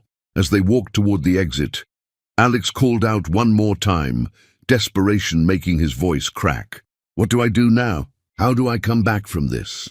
Zuri paused at the doorway, looked back at the man who had once been her everything and was now just another stranger she used to know. That's not my problem anymore, Alex. You made your choices. Now live with the consequences the same way you forced us to live with yours. Then she walked out into the evening air, breathing deeply of freedom and finality, and didn't look back again. Behind them, the wreckage of Alex Stroud's carefully constructed lies smoldered among the ruins of his cancelled wedding, and Zuri felt no guilt about being the match that lit that fire. Some truths needed to burn bright enough for everyone to see, and this had been one of them. Chapter 10. The Reckoning and the Crown. The parking lot was chaos. Guests fleeing the disaster wedding in clusters. Phones glowing as they frantically texted or posted about what they had just witnessed. Zuri moved through them like royalty departing after a successful conquest. Her daughters flanking her, Thandi clearing a path ahead. Then she saw it. The moment that would define everything. Alex had followed them outside, desperate and destroyed, and in front of at least 50 people still milling around their cars. He dropped to his knees again. Not the performative kneeling from inside, but something more broken, more genuine in its devastation. "Please," he gasped, his hands reaching toward her like prayer. "Please don't leave like this. I'm begging you for another chance, to be a father, to be in their lives, to fix what I destroyed." Zuri stopped walking, felt her daughters tense beside her, felt Thandi's hand on her arm, warning her to just go, to not engage further. But she needed to say this part, needed witnesses for the final nail in this coffin. "Alex," she said, her voice carrying across the parking lot, projecting to ensure everyone heard. "I want you to look at me. Really look at who I am now." He looked up, his face ravaged with tears and humiliation. 10 years ago, you left me and our daughters with nothing. We lost our home, survived on charity and desperation, learned what poverty and abandonment felt like. Those years were brutal in ways that will mark us forever. But here's what you need to understand. They also made us extraordinary. She gestured to herself, to the designer dress she wore, to the confidence she carried like armor. I built an empire from the ruins you left behind. I became the most sought-after designer in this city, created a business worth millions, provided our daughters with security you never could have given them. I did that despite you, in defiance of you, as proof that your abandonment was the beginning of my transformation, not my destruction." She put her arms around her daughters, pulled them close. "And these two, they're brilliant and strong, and completely whole, despite having a father who chose to disappear. I made sure they never doubted their worth, never questioned whether they deserved love and presence. They know exactly who they are, and none of that includes you." Alex's shoulders shook with sobs, and Zuri felt nothing looking at his breakdown. The man who had once made her believe in forever had become simply another obstacle she had overcome. "You asked for another chance. But here's the truth, Alex, you don't deserve one. Not from me, not from them. You made choices that revealed exactly who you are. Someone who runs when things get difficult, who erases inconvenient history, who builds new lives on foundations of lies. That's not someone I want in my world or theirs." She paused, making sure every phone recording this moment captured what came next. "I forgive you, though. Not because you deserve forgiveness, but because carrying hatred for you was taking up space I'd rather fill with literally anything else. But forgiveness doesn't mean reconciliation. It doesn't mean access to our lives. It just means I'm done letting you occupy any real estate in my emotional landscape. You're dismissed from relevance, Alex. That's your consequence. She released her daughters, took one step closer to where he knelt in the parking lot, like a penitent before execution. And just so we're completely clear, when the videos of this wedding disaster go viral tomorrow, when your professional reputation is destroyed, when everyone you know understands what kind of man you really are, I want you to remember that you created these circumstances, not me. I just had the courage to speak truth in a space you built on lies. Then she did something she had fantasized about during countless sleepless nights over the past decade. She drew her hand back and slapped Alex Stroud across his face with enough force that the sound echoed across the parking lot like a gunshot. "That," she said quietly, "is for every night our daughters cried themselves to sleep, asking why their father didn't love them. For every meal I skipped so they could eat. For every lie you told and every promise you broke. That's for the woman I used to be, who trusted you completely and got destroyed for it." His face was bright red where her hand had landed, and several people in the crowd gasped or applauded. Someone whistled. Someone else yelled something supportive that Zuri didn't quite catch. Alex remained on his knees, one hand touching his face, looking up at her with something that might have been understanding or might have been shock. "I hope," Zuri continued, her voice steady despite adrenaline racing through her, "that you spend the rest of your life understanding what you lost. Not just us, though. That should be enough regret for anyone. But the opportunity to be part of something extraordinary. You could have watched our daughters grow into remarkable women. You could have been present for first days of school and graduation, and all the moments that make life meaningful. You traded all of that for what? A cleaner narrative? A life unburdened by responsibility? Freedom from shame?" She shook her head, something almost like pity crossing her face. "Whatever you gained by leaving, I promise you it wasn't worth what you lost. And you'll know that more deeply with each year that passes." Elena appeared then, having watched the entire confrontation from near the venue entrance. She had removed her veil, and her face was blotchy from crying, but she walked over with determined steps.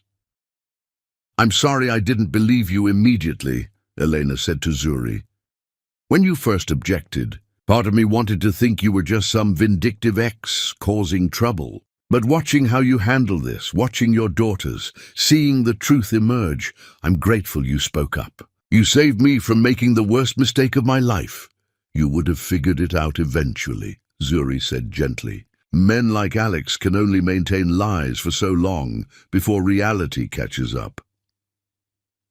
"Maybe. But this way I'm not legally bound to him when that happens." Elena turned to Alex, still kneeling pathetically. "I want you to know that I loved who I thought you were. The man you pretended to be was someone I could have built a beautiful life with. But that man never existed, and I refuse to waste more of my time mourning a fiction." She pulled off her wedding dress train, the expensive fabric pooling around her feet, and dropped it on the ground in front of him like a flag of surrender. "I hope whoever you become next is more honest, though I doubt it." Then Elena walked away, her bridesmaids rushing to follow, leaving Alex kneeling in the parking lot surrounded by the ruins of his lies and the wedding dress of the woman he had just lost. Zuri looked at her daughters, saw the complex emotions playing across their faces. Pride and satisfaction mixed with something that might have been the faintest shadow of sadness for the father they never really had. "You two okay?" she asked softly. "Yeah," Amelia said after a moment. "That was intense, but I think it needed to happen. We needed to see him face consequences. We needed him to understand what he did to us." Nellie nodded. "Do you think he'll try to contact us? Try to be a dad now that everything's exploded?" "Probably," Zuri admitted. "And when he does, you'll decide how you want to handle that. If you want to give him a chance to earn back some place in your lives, that's your choice. If you want to keep him at distance, that's valid too. I won't influence you either way." "What about you?" Amelia asked. Would you ever talk to him again? No. Zuri's answer was immediate and certain. Whatever we had died 10 years ago, this was closure, not reopening. I'm done with Alex Stroud in every possible way. Thandi had been watching the entire confrontation with a mixture of horror and admiration. Now she stepped forward, put her arm around Zuri's shoulders. You okay? I'm perfect, and shockingly Zuri meant it. The rage that had been simmering inside her for a decade, the betrayal and abandonment and fury, had finally been released into the universe. She felt lighter than she had in years. I'm absolutely perfect. As they drove away from the Rosewood estate, leaving Alex Stroud and his destroyed wedding behind, Zuri's phone started buzzing with notifications. The videos were already spreading, already going viral, already making her both a villain and a hero, depending on who was watching and what they believed about public confrontations versus private grace. By morning, her office voicemail was full. Some messages were supportive, women thanking her for showing strength and speaking truth. Others were critical, people calling her classless and vindictive. Fashion blogs were debating whether her personal drama would affect her brand. But when she arrived at her office, there was a line of women waiting outside, all wearing pieces from her collections, holding signs that said things like, "Thank you for speaking truth," and "Women supporting women," and Big Dan Originals. Designing strength since always. Your story resonates, Thandi said quietly, watching the impromptu gathering from the window. Every woman who ever got abandoned or betrayed or left to rebuild alone sees themselves in what you did. You're not just a designer anymore, you're a symbol. I never wanted to be a symbol. I just wanted closure. Well, you got both. The question now is what you do with all this attention. What Zuri did was channel it into her most powerful collection yet. A line she titled "The Phoenix" that celebrated women who had survived and thrived after devastation. She poured every emotion from that confrontation into designs that spoke of resilience and transformation, clothes that made women feel invincible. The collection launched 3 months after the wedding disaster, and it was an instant phenomenon. Women lined up to buy pieces, wearing them like armor and badges of survival. Fashion critics called it her masterwork, designs that transcended clothing to become statements of identity and strength. Alex's architecture firm lost clients steadily as the story spread. Several major projects were cancelled, partnerships dissolved, reputation destroyed by the viral videos of his abandoned daughters confronting him. He tried reaching out multiple times to Zuri and to the twins, but they maintained silence. Consequences, as Zuri had told him, weren't her problem to solve. Standing backstage at the Phoenix Collection show, watching models walk in her designs to thunderous applause, Zuri felt the final piece of her healing click into place. She had transformed pain into power, betrayal into empire, abandonment into art that touched women across the world. You did it, Thandi said, standing beside her in the darkness backstage. You turned the worst thing that ever happened to you into your greatest triumph. No, Zuri corrected gently. The worst thing that happened to me was marrying someone who turned out to be a coward. The best thing was surviving it and discovering who I actually was, underneath the person he tried to make me. Amelia and Nellie joined them backstage, having watched the show from the front row, and the three of them stood together watching Zuri's designs transform women into warriors on that runway. I'm proud of you, Mom, Nellie said softly. Not just for the fashion stuff, though that's amazing, but for showing us what it looks like to survive something terrible and come out extraordinary on the other side. You both survived the same thing, Zuri reminded them. You both rebuilt alongside me. This empire is as much yours as mine because you sacrificed childhood certainty so I could focus on building something sustainable. We never resent that, Amelia assured her. We watched you transform pain into purpose, and that taught us more than stability ever could have. You showed us that women don't need rescuing. We rescue ourselves. Later that night, alone in her design studio while her daughters slept in the beautiful home she had built them. Zuri allowed herself one moment of reflection on the journey that had brought her here. She thought about the young woman who had signed divorce papers, believing in temporary sacrifice, the desperate mother working 3 jobs to keep her daughters fed, the emerging designer taking risks that could have destroyed them all, and finally the empire builder she had become, powerful and untouchable and completely whole. Alex Stroud had broken her once, but in that breaking had inadvertently created space for her to rebuild herself into something far stronger than the person she had been. His abandonment had been cruel, but her survival of it had been glorious. She hoped he understood that now. Hoped the viral videos and destroyed reputation had taught him that erasing people from your history doesn't make them disappear. It just meant you lost the opportunity to be part of their extraordinary future. And Zuri Bigdan's future was very extraordinary indeed, filled with daughters who had learned resilience, a business that continued expanding, and a heart that had finally learned the difference between being closed and being careful. She didn't need love or partnership or romantic validation. She had proven to herself and the world that she was enough, alone, powerful, and utterly unbreakable. That was her revenge, not the public humiliation at a wedding, but becoming someone so remarkable that his abandonment looked less like her tragedy and more like his failure to recognize what he had. The story ended not with reconciliation or continued rage, but with a woman standing in her empire, surrounded by proof of her strength. Completely free of the ghost that had haunted her for a decade. Some endings aren't happy or sad, they're just complete. And Zuri Bigdan's ending was exactly that. The closing of a chapter that had defined her but would no longer limit her. The final acknowledgement that she had survived, thrived, and ultimately transcended the man who thought leaving her would break her. He had been wrong about everything, but especially about that.